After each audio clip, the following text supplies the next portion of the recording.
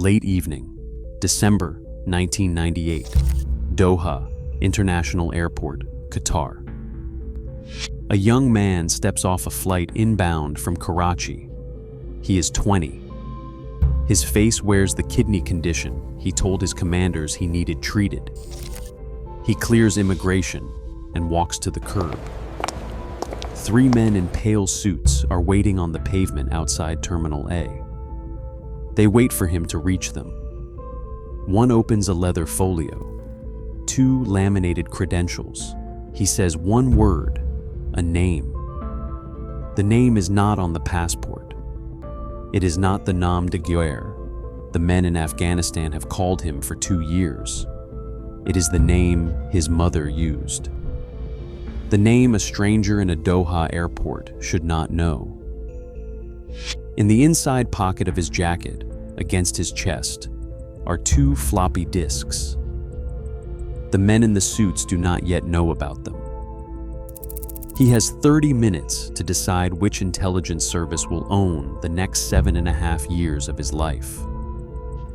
This is the story of Ali al-Durrani, the boy who became Aimen Dean, the hafiz who became one of the most committed believers in Al-Qaeda's inner circle, and the man who became the most valuable Western asset ever placed inside Osama bin Laden's network. We are going to follow him from a mosque library in Khobar, Saudi Arabia, to a battlefield in central Bosnia, to a worn rug in a compound outside Kandahar, where he kneels before bin Laden and swears his life away. Then to that curb in Doha, then back into the network he just escaped. Then to a room where men are designing a hydrogen cyanide device the size of a paint can, meant for the morning rush hour at the 34th Street subway station in New York. Then to a boat on the Seine in June 2006, where a single text message ends everything.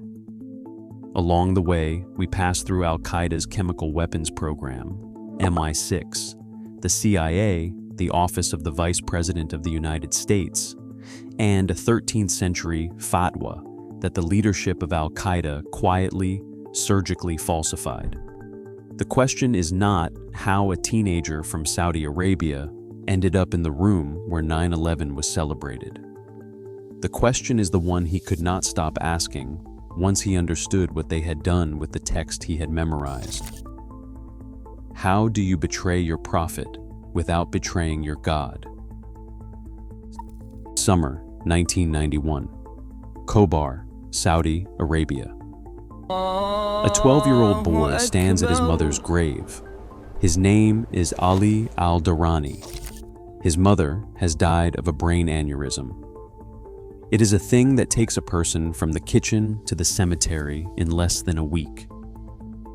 By the end of that summer, just before his 13th birthday, Ali will have memorized every word of the Quran. In his community, this title has weight.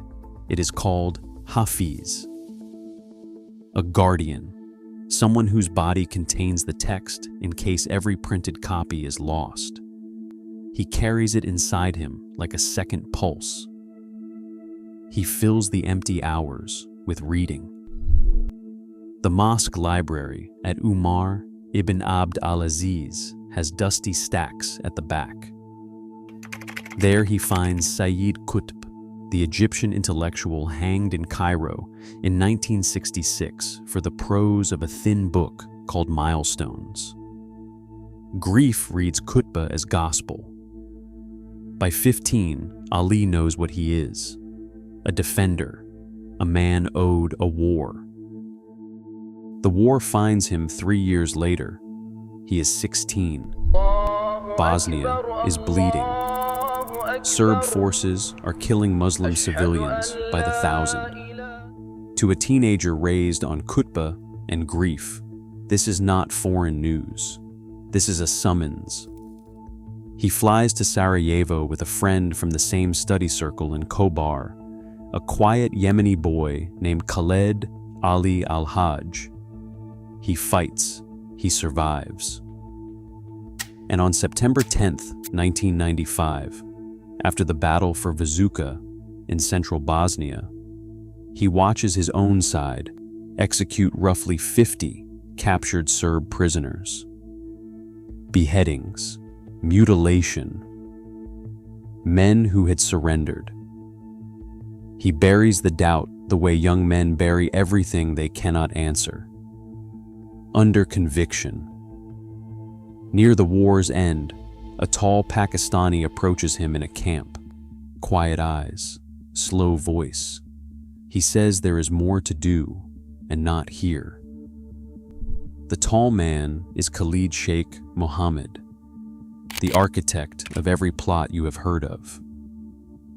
Ali accepts the invitation. He does not know yet that the invitation is a door, or that walking through it will cost him every name he has ever been called. August 1996, Afghanistan. He trains at the Kaldin camp near Khost. What gets him noticed is not his rifle, it is his recitation. He is a hafiz, and there are not many in the camps. Within months, senior figures are asking who the Saudi boy is.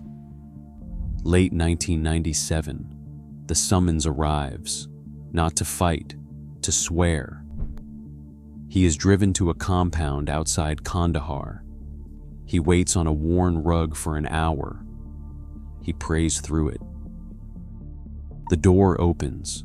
The man who walks in is taller than Ali expected, softer spoken. There is no theater, just a presence that bends the room toward itself, the way gravity bends light. Osama bin Laden sits across from him. Ali recites the bay'ah, the personal oath of allegiance. His voice does not shake. He pledges his life. He pledges his death. He pledges his obedience. He believes every word he is saying. This is the part you must not forget. This is the most dangerous version of him he will ever be, because he is not lying. He kneels there as the most committed believer in the room. He stands up bound by an oath he will within 3 years have to break in order to save. He does not know that yet. Bin Laden does not know it. The only thing in that room that knows is the boy's own faith. And faith is patient. He is no longer a recruit. He is a teacher. He sits in the inner circle, theological discussions where senior scholars debate which civilians can be killed under which reading of which medieval text. He is good at it. By 1998, he is one of Al-Qaeda's youngest religious authorities. He is the guardian of the text. Then he begins to see what he is not supposed to see. He meets the chemists working under a quiet Egyptian named Midhat Morsi al-Sayyid Umar, known as Abu Khabab al-Masri. Abu Khabab runs an Al-Qaeda program Aimen al-Zawahiri has personally initiated. It is called al-Zabadi, the curdled milk, a chemical and biological weapons project. Ali sees the work tables, the notebooks, the animals. He hears the leadership talk about scale, not embassy bombings, something larger, something that could burn whole populations. He logs it. He keeps moving. August 7th, 1998, 10:30 a.m., East African time. 2 truck bombs detonate simultaneously at the United States embassies in Nairobi, Kenya, and Dar es Salaam, Tanzania. 224 dead, more than 4,500 wounded. Most of the dead are East Africans. Many are Muslims walking to work on a Friday morning. Ali is far from the blast sites. The blast still finds him. He goes to a senior Al-Qaeda scholar. He asks the only question that matters. What is the religious justification for killing Muslim bystanders? the scholar is calm. He cites a 13th century fatwa by Ibn Taymiyyah, written during the Mongol invasions of the Islamic world. He recites the core premise from memory. When an enemy army advances on a Muslim city and uses Muslim prisoners as human shields at the front line, may the defenders still fire? Ibn Taymiyyah said yes. If the city falls, the entire Muslim community dies. The shields are tragic. The alternative is worse. You may fire through your own people to save your people. Most recruits would nod. The logic sounds clean. The scholar is calm. The citation is real. Ali is a hafiz. He goes back and reads the fatwa himself. He reads it once. He reads it again. He feels the cold come up through the floor. The fatwa has 3 conditions. It requires a defensive war. It requires an army physically advancing on a Muslim population. It requires Muslim civilians being used as literal human shields between you and your destruction. In that exact moment, in that exact place. Nairobi was not a city under siege. No Kenyan Muslim was held at the front of an advancing army. No Tanzanian was a shield between Al-Qaeda and its annihilation. The dead were office workers and market vendors and a clerk in the embassy mailroom who walked past an American flag on a Friday morning. Ibn Taymiyyah was describing a wall with your own people pressed against it and the Mongols on the other side. Al-Qaeda took the wall, removed the Mongols, removed the siege, moved the location 6,000 miles, and called what remained the same fatwa. It is not the same fatwa. It is not even not close. The men he swore his life to are not wrong about tactics. They are forging the text. They are using his religion the way a counterfeiter uses paper, for the look, not the meaning. And he, the guardian of the text, has been their seal of legitimacy.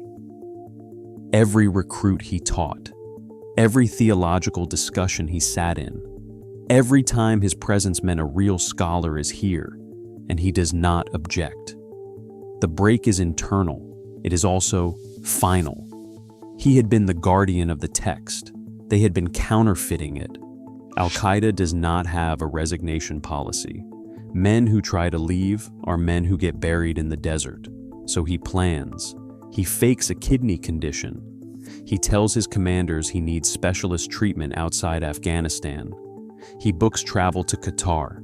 He intends to vanish into Doha, find a job, keep his head down, spend the rest of his life apologizing to God in private. You already know how that plan ended. The 3 men in pale suits at the curb of Doha International Airport are Qatari intelligence. They address him by his birth name, Ali al-Durrani, not his nom de guerre. They know who he has been with. They know what he has seen. They give him a choice. 2 options. He can become an asset of the British or of the French. He does not speak French. He chooses MI6. He is flown to London, ostensibly for medical treatment. For 7 months, he talks. He hands MI6 the inside of Al-Qaeda, the way a cartographer hands over a finished map. Financing channels, camp hierarchies, religious leadership networks, names, routes, bank accounts in Karachi, charity fronts in the Gulf, the Al-Zabadi program, Abu Kebab, the chemists.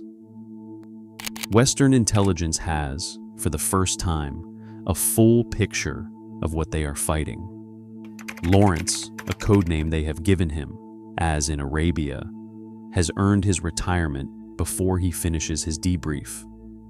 Then his handlers ask him to go back. He had not planned for this. He had planned for asylum, a small flat in a cold country. The rest of his life owed quietly to whatever God would have him. Instead, MI6 wants him to walk back into Kandahar. He thinks about the men he met, the chemists, the strategists murmuring about something larger than embassies. He thinks about who else in the entire West is positioned to walk into that room. No one. Not one. He says yes. In 1999, he flies back into Afghanistan. He resumes his teaching. He resumes his smiles. The 7 months in London are erased the way sand erases a footprint in the desert. The hafiz returned. The teacher returned. The brother returned. He is not the man who left. September 11th, 2001. He is somewhere inside the network. The precise location is still protected. The first plane hits the North Tower at 8:46 in the morning, New York time. The second hits the South Tower 17 minutes later. The men around him begin to celebrate. He must celebrate too. He smells the coffee on the table. He hears the television hissing. He feels the room start to lean. He has to clap. He has to laugh.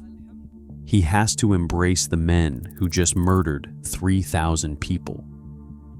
If his face slips for a single beat, if a single tear is read wrong by a single set of eyes, he is dead before sundown. So he cheers. The guardian of the text smiles. He claps. Inside, he keeps reciting, not their version, his. He embraces them. Something is being killed slowly. He does not know its name yet. The United States invades Afghanistan within weeks. The camps are emptied. Senior commanders disappear into mountain passes and Pakistani safe houses. Most of MI6's other intelligence sources go dark, frightened, killed, or unreachable. Lawrence's value triples overnight. He is brought into a project the leadership is calling the Mubtakar al-Farid, the unique invention. The device looks like a paint can. Inside, 2 interior canisters. One holds sodium cyanide. The other holds a hydrogen source, usually hydrochloric acid. A small remote fuse breaks the seal. The chemicals mix. They produce hydrogen cyanide gas, the same chemical family used in the Nazi gas chambers. Set off in an enclosed space on a Tuesday morning in a subway car at rush hour, it kills everyone inside it. Lawrence is in the room when the engineering is finalized. He copies the blueprints onto floppy disks. MI6 passes them to the Central Intelligence Agency. The CIA builds a working prototype. In early 2003, the prototype is carried into the Oval Office. President George W. Bush picks it up. According to multiple accounts, he holds it for a long moment. He says quietly, "This is a nightmare." Nightmares are no longer hypothetical. January 2003. A safe house north of Karachi.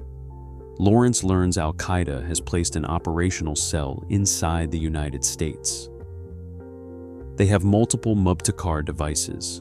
They have been casing the 34th Street Herald Square subway station in New York. Rush hour, multiple devices, sealed train cars, projected casualties in the thousands. 0 hour is 45 days away. He reports immediately. The intelligence cascade lights up across 2 continents. And then, for reasons intelligence historians still debate, Aimen al-Zawahiri, bin Laden's deputy, personally calls off the attack.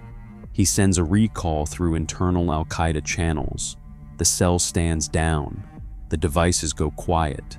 The trains keep running. Most analysts believe Zawahiri thought the casualty count would not measure up against 9/11. He wanted bigger. He wanted later. He waited. Lawrence has just helped prevent a mass casualty chemical attack on the New York subway. Not a single person in his daily life knows. Not one of the men he eats with. Not one of the men he prays beside. Not one of the brothers who hand him bread at the table. He has saved thousands of strangers and cannot be thanked by a single one. The years compound. He shuttles between London debriefs and Al-Qaeda meetings the way other men commute. Inside the network, suspicion is rising. Plans have been failing. Cells have been intercepted. The leadership senses a leak. They do not have a name. They have a temperature. One afternoon in Bahrain, 3 of his comrades begin asking pointed questions. Travel timelines, days he cannot fully account for, hours that do not add up. The kind of questions that, if pressed further, end in a hole in the ground. He leans on the one credential they cannot challenge: theology. He out-recites them. He out-quotes them. He becomes for 30 terrifying minutes more devout than every man in the room. The guardian of the text became the only thing they could not accuse. They let it go. He walks back to his quarters. He sits on the edge of his bed. He feels his pulse in his neck. He has been one wrong sentence from being beheaded on camera for years. He has been doing this so long that the proximity of his own death has stopped feeling like a presence in the room and started feeling like the floor. You can live on the floor. You cannot live on it forever. June 2006. Paris. Lawrence has earned a vacation. On the second day, he is on a small tourist boat on the Seine. The afternoon light is the kind only Paris gives. His phone vibrates against the bench. "Brother, go into hiding. There is a spy among us." A link follows.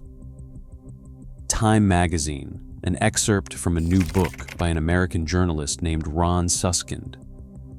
The book is called The 1% Doctrine. He opens it. Paragraph by paragraph, the article describes the foiled attack on the New York subway. A hydrogen cyanide device the size of a paint can. A 45-day countdown. A specific cell. A recall by Zawahiri. And the informant who exposed it, identified by his birth name, Ali, the name no one in the network has ever used for him. He is reading his own obituary in real time. A second message arrives. His MI6 handler. One line. 5 hours. Eurostar. London. In safe houses across 3 continents, men who would behead him on camera are reading the same article right now. They are already picking up their phones. He has 290 minutes to disappear. He pays his bill. He walks, not runs, never runs, toward the Gare du Nord. He boards the train. He sits. He watches the French countryside blur past at 300 kilometers an hour. He is, for the first time in 7.5 years, not pretending to be anything.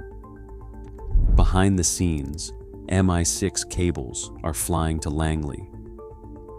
Why were our assets exposed? The CIA's defense, according to Lawrence's later account, points at the office of the Vice President of the United States.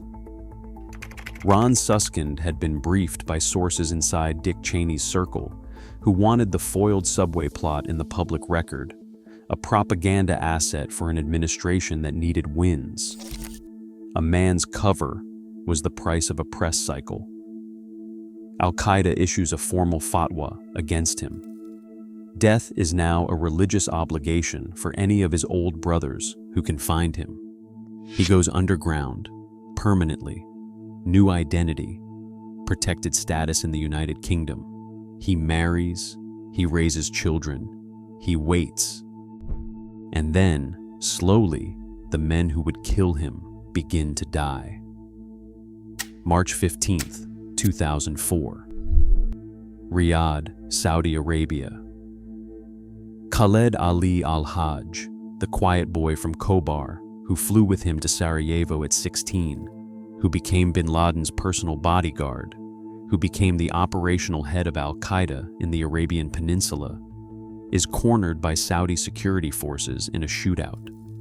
He reaches for a hand grenade. He is shot before he can pull the pin.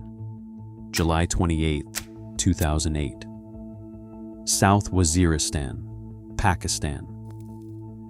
ACI.